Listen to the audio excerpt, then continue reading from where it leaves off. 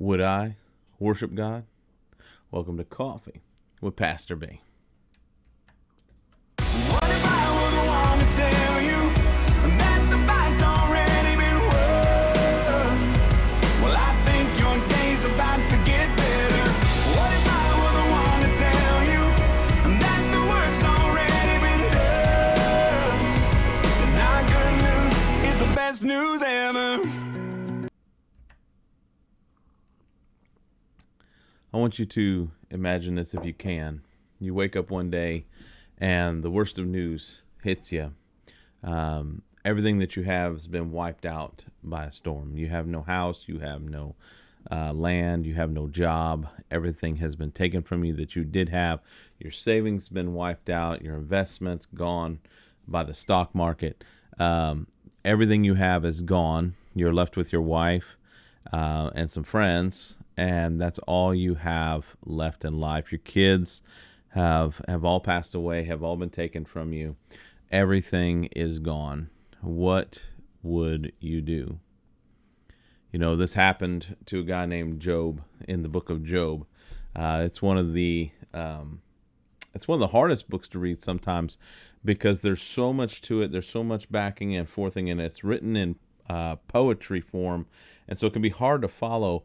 But I want to just go right here to the beginning because this is exactly what happened with Job. Job was here, and Satan was walking around where God was at, and God says, "Have you considered my servant Job? He's upright.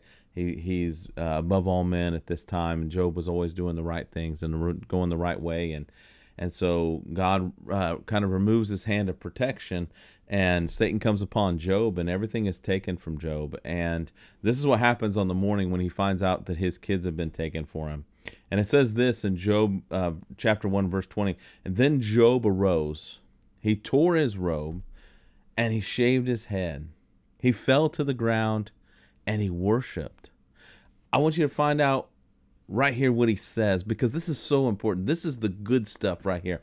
Job doesn't cry out to God. He doesn't go, "Oh my gosh, woe is me. This is the worst thing. I hate God. I turn my back on him. There must be no God because all this bad stuff happened to him." But instead, no. This is what Job says. He says this: "Naked I come from my mother's womb, and naked shall I return there. The Lord gave, and the Lord has taken away. The Lord gave, and the Lord is taken away." That's important. "Blessed be the name of the Lord." Through all of this, Job did not sin, nor did he blame God. What an amazing thing.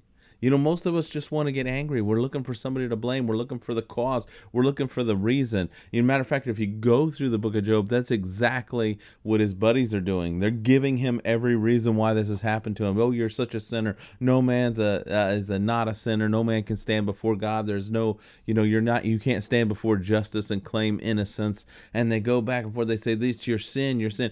Even his wife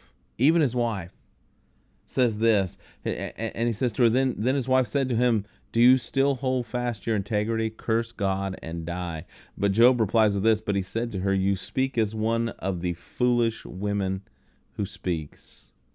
Shall we indeed accept good from God and not accept adversity?"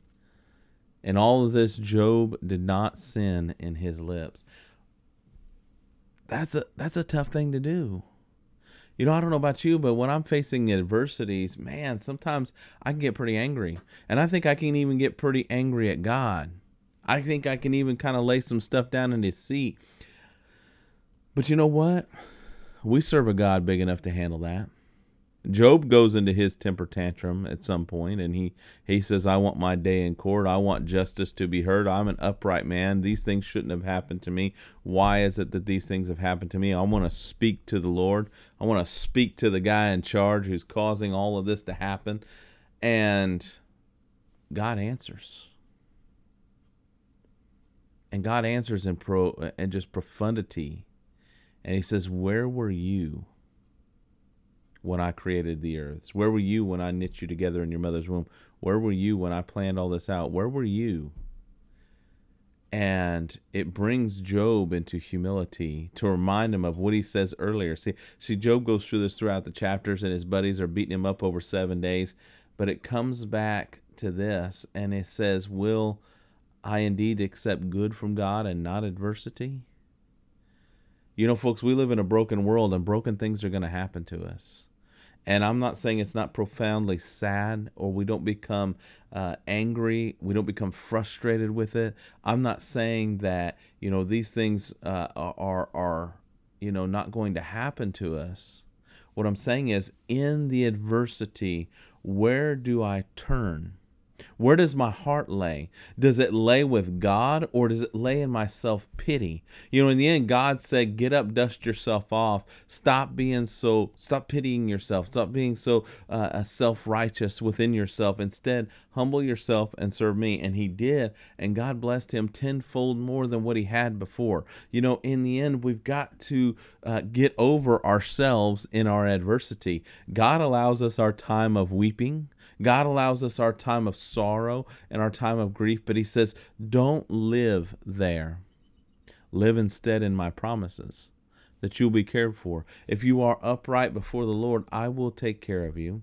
We live in a broken place where broken things are going to happen to you. The question is always, can I get back up? Can I follow the Lord? Can I go where the Lord is calling me to go? Can I do the things the Lord is calling me to do in the face of that adversity? That's true strength. True strength does not come in the good times when everything's easy. True strength comes in the face of adversity and the ability to persevere through that adversity. Take time to weep, take time to mourn, take time to collect yourself, take time to evaluate what's going on, take time to ask God the questions, because in his grace and his mercy, he will reach down and answer you. Great song goes along with this from Ghost Ship. It's called Where Were You? You ought to go out, you ought to look it up on Spotify, watch it, go out and listen to it. It's a fantastic song that wraps up kind of the book of Job and what he was saying. And it's such a mighty and powerful song. Go out there, listen to it. It wraps this up, what I'm saying in here today. Guys, in the face of adversity, we've got to have strength in God. We've got to turn to him. We've got to rely on him. We can get down in our sackcloth. We can tear our robes. We can have ash on our heads. We can scrape our wounds. We can really get down into the nitty-gritty of grief. But the key is to not stay in that place. It's to lift yourself up, turn your face into the Lord, and he will bless you.